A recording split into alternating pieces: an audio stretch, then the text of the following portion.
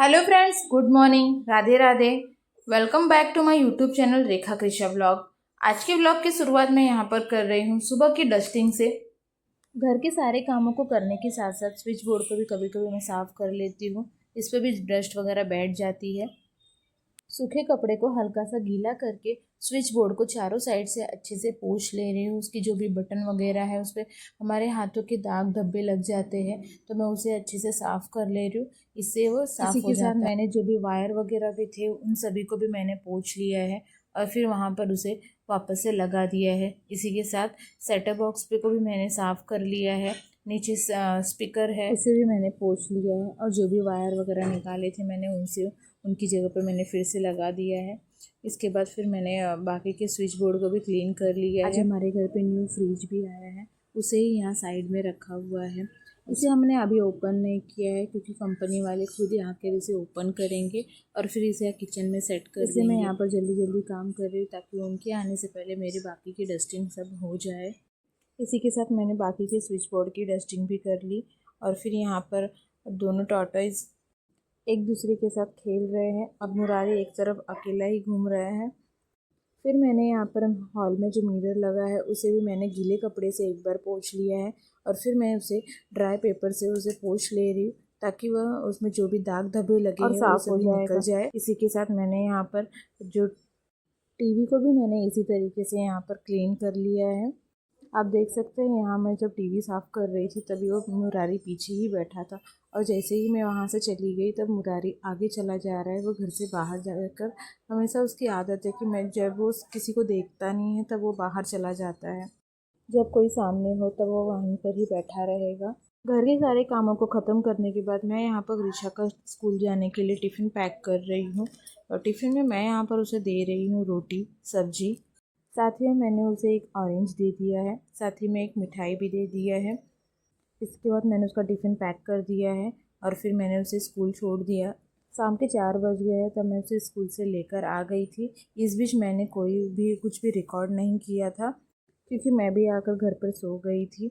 School से आने के बाद कृषा यहाँ पर सो गई है और मैं यहाँ पर थाली पोस्ट बना रही हूँ जिसे मैंने ऑलरेडी पहले से ही थोड़ा बना लिया था। मुझे बीच बीच में जब जब समय मिलता है तब तब मैं इसे थोड़ा थोड़ा बनाती रहती हूँ। तो अभी बज रहे थे शाम के 5 और मैंने यहाँ पर थोड़ा सा थाली पोस्ट को पहले बना लिया और उसके बाद फिर मैं यहाँ पर शाम हो गई थी और मुझे बाकी के काम भी करने थे। मैंने यहाँ पर थाली पोस्ट को रख दिया है। अब मैं यहाँ पर मंदिर की लाइट चालू कर रही हूँ और फिर मैंने विंडो को बंद कर दिया है क्योंकि शाम को मच्छर भी बहुत अंदर आते हैं। इसके बाद मैंने कृषा को भी उठा दिया है क्योंकि उसे भी उसके होमवर्क वगैरह करना है अभी, इसलिए मैंने अब उसे उठा दिया है। कृषा को उठाने के बाद मैंने यहाँ पर संध्या बत्ती भी कर ली है और उसके बाद मैं आ गई हूँ किचन में। यहाँ मैं खाना बनाने की तैयारी कर रही हूँ। मैंने एक तरफ दाल को रख दिया है उबलने के लिए और मैं यहाँ पर पालक को कट कर रही हूँ क्योंकि आज मैं बनाने जा रही हूँ सतपैता यानी पालक वाली दाल। जब तक यहाँ पर दाल उबल जाएगी और मुझे उसमें का झाग निकालना है, इसके लिए मैं यहाँ पर दाल रख दिया है पहले ही उबलने के लिए और यहाँ पर मैं सब्जी को कट कर रही हूँ पालक को। फिर जब दाल में झाग आ जाएगा तो मैं उसे निकाल दूँगी और दूसरी तरफ मैंने चावल को भी रख दिया है पकने के लिए और सब्जी की भी तैयारी कर रही हूँ। सब्जी को मैंने कट कर लिया है, यहाँ दाल में भी उबाल आ गया है, उसे मैंने निकाल दिया है और उसी के साथ मैं यहाँ पर पालक भी डाल दे रही हूँ। साथ ही में मैं यहाँ पर डाल रही हूँ हल्दी और नमक। फिर मैंने कुकर के ढक्कन को लगा दिया है।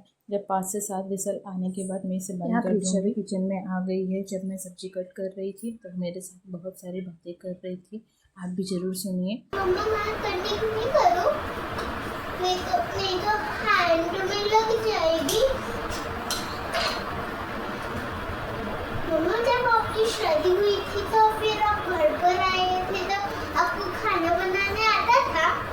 कौन पूछा आपको? मेरे को मालूम नहीं था, बताओ ना। आया था आपको खाना बनाना? कैसे, किसने सिखाया? किसने सिखाया था? दादी ने? आपका ये जो इस पे जल जाओगे। सारी चीज़ों को जानने में बहुत ज़्यादा इंटरेस्ट रहता है।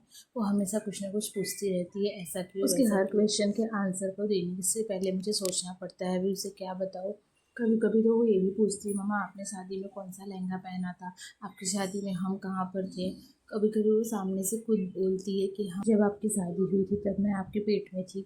इसके बाद मैं यहाँ पर आटा गूंदने जा रही हूँ। आज मैं बाजरे, ज्वार और मकाई के आटे की रोटी बनाने जा रही हूँ। यहाँ पर ऋषा बोल रही थी कि मैं आटा क्यों गूंदूंगी। मैंने उससे कई बार मना भी किया, फिर भी वो बीच बीच में हाथ डाल रही थी। मैंने उसे बोला कि आप मेरा दूसरा काम कर दो।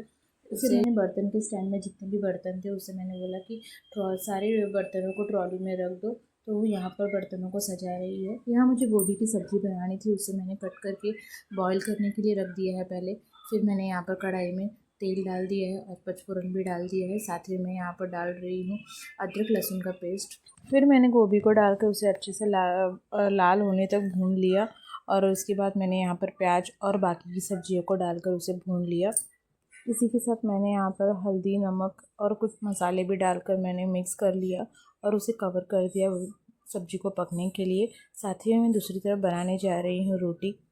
कृषा के साथ बात करते करते मैंने यहाँ पर रोटियों को बनाकर तैयार कर लिया है। इसी के साथ हमारा डिनर बनकर तैयार हो गया है और व्लॉग की एंडिंग में यहीं पे कर रही हूँ। आज का ये व्लॉग आप सभी को कैसा लगा कमेंट में प्लीज़ ज़रूर बताइएगा और चैनल पर नए आए हो तो प्लीज़ सब्सक्राइब ज़रूर कीजिएगा और बेल आइकन को ज़रूर प्रेस करिएगा ताकि मेरे आने वाली वीडियो की नोटिफिकेशन आपको उसी से मिलेगी।